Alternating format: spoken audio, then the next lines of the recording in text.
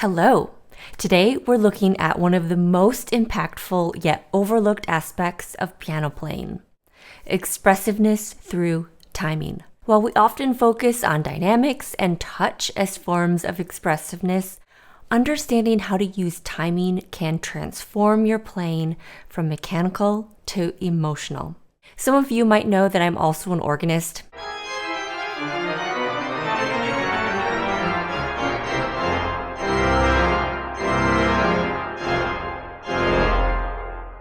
And the organ is not touch sensitive.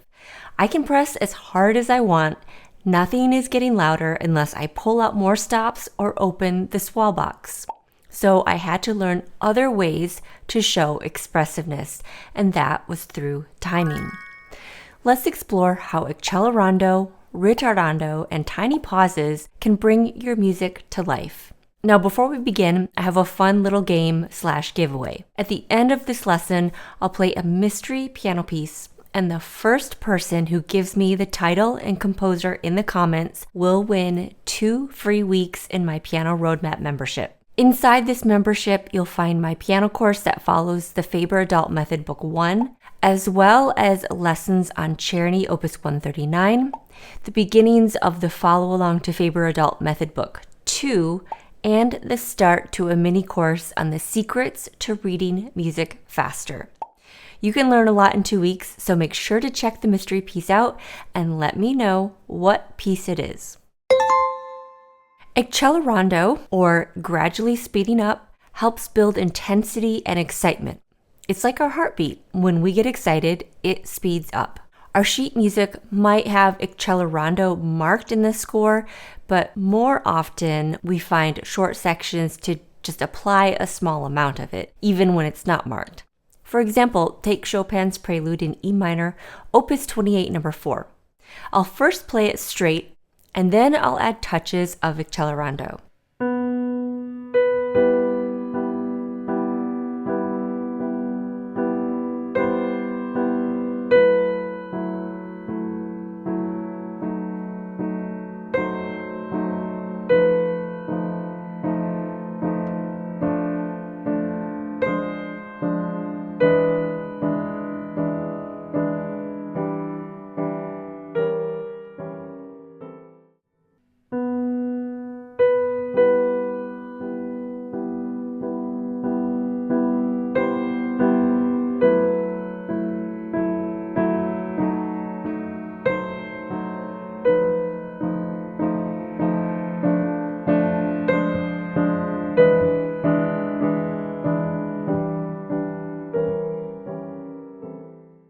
Notice how gradually pushing the tempo through those left-hand repeated notes creates a sense of movement through the phrase, and it also makes it just feel more emotional.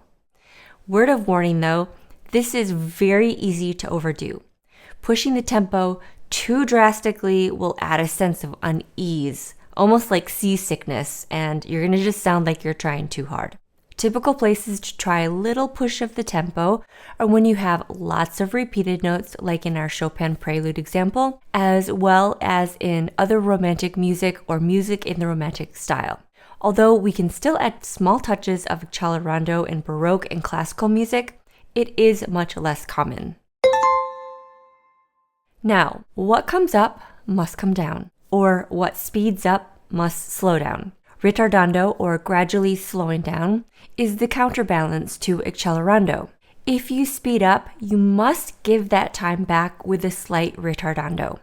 In other words, imagine a huge pendulum swinging very slowly, and every 4 bars, it returns to the opposite side. So no matter what you do between these long pendulum swings, speeding up or down, you should be with it once it reaches the following 4 bars. It doesn't have to be exact, but you get the idea. So no matter what happens in between, whether it's speeding up, slowing down, by the time you reach the next 4 bars, you're with that pendulum. What you take, you must give back. Liszt Consolations in D flat major is a great piece to observe both Accelerando and Ritardando. As you listen, tap the quarter note pulse and begin noticing where I'm taking liberties with the time. Also notice that the tempo fluctuations are very small and gradual.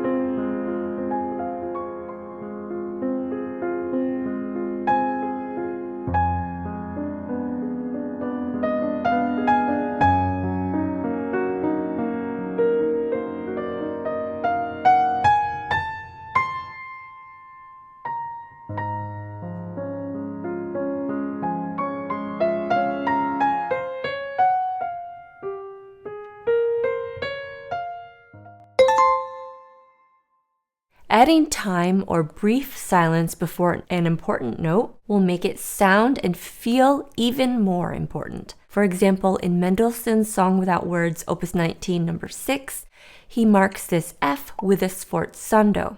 So yes, we want to put extra weight into the key so it's louder, but we can also add a tiny pause before that note to emphasize its importance.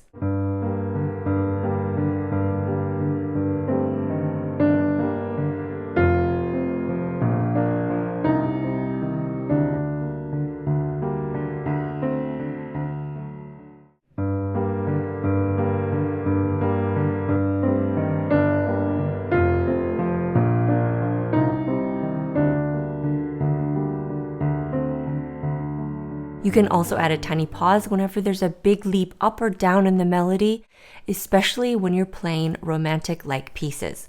So take the Liszt Constellations example again. Here we have a big leap from A flat down to B flat. Now as a singer, it takes more effort to go from very high to very low. So imitate what the voice has to do and take just a little bit of time.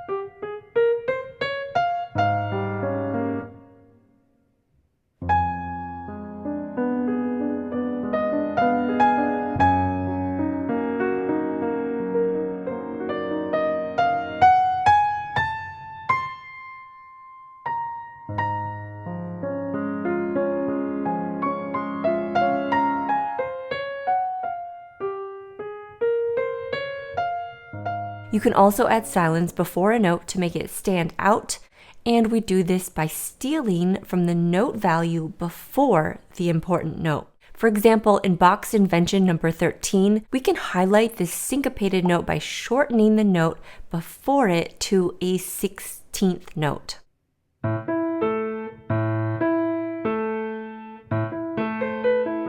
For self-learners, the absolute best way to learn how to begin using this form of expression is by listening to recordings of highly skilled pianists. Find a good recording of a piece you're somewhat familiar with, and then as you listen, find the pulse so you can notice when they deviate from it. They might slow down, speed up, or take a brief pause. And don't just listen once. It's active listening, so rewind and listen several times when you do notice that they get off their pulse. Take note of what you feel when they use this form of expression. Does it add intensity or seriousness? Do you feel a push towards the high point in the phrase? Think about how it serves the music and makes their performance more expressive. And then the next time you practice your piano pieces, think about how you can implement those same things into your piece. The goal of using Accelerando and Ritardando isn't just to play notes at a different speed, but to convey a story or emotions more effectively. It's about having a musical narrative. You're telling a musical story. So try out these techniques and let me know how they work for you. And now, here's the mystery piece. Remember, title and composer to get 2 weeks free in my Piano Roadmap membership.